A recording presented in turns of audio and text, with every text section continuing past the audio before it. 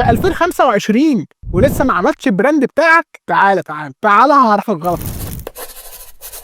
عمرك سألت نفسك ليه في شركات بتبيع أكتر من غيرها حتى لو المنتج متشابه؟ السر مش بس في المنتج، السر في العلامة التجارية أو البراند وارتباط العميل بيها. في الفيديو ده هقول لك ليه البراند هو مفتاح النجاح لأي مشروع في الدنيا. مبدئيا كده، إيه هو البراند؟ البراند مش مجرد لوجو أو اسم. البراند بالنسبة لي هو عبارة عن حاجتين. أول حاجة هي التخصص. كل ما تخصصت في حتة معينة وركزت فيها جدا، كل ما خدمت البراند بتاعك. ليه؟ لأنه ببساطة هيبقى أول حاجة بتيجي في دماغ العميل لما تيجي سيرة التخصص ده. تخيل إنك موقع بيبيع حاجات للرياضيين بس، لبس جيم، مكملات غذائية، أدوات للرياضة في البيت. ده أحسن بكتير من إني أدخل موقعك ألاقي ملابس وموبايلات وهدايا وسماعات وترابيزات بلياردو وبينج. تاني حاجة هي تجربة المستخدم، ودي أهم كمان مرة أهم حاجة في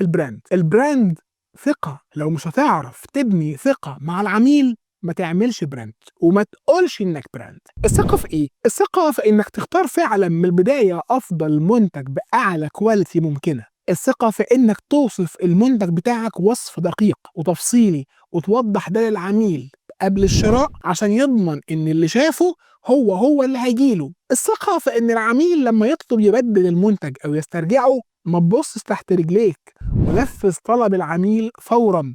وصدقني خسارتك في استبدال أو رجوع المنتج هتعوضها أضعاف لما يقول لأصحابه قد إيه أنتوا مكان محترم وبتراضوا العملاء بجد. في حاجات كتير لازم تعملها عشان تبني براند، لكن دول هم أهم نقطتين لأن هم الأساس بتوع أي براند، واللي بدونهم ما تقولش على نفسك براند اصلا. الفيديو اللي جاي هقول لك فيه ايه افضل نيتشات او تخصصات تبني فيها البراند بتاعك. اعمل لنا لايك وفولو واستنى الفيديو الجاي.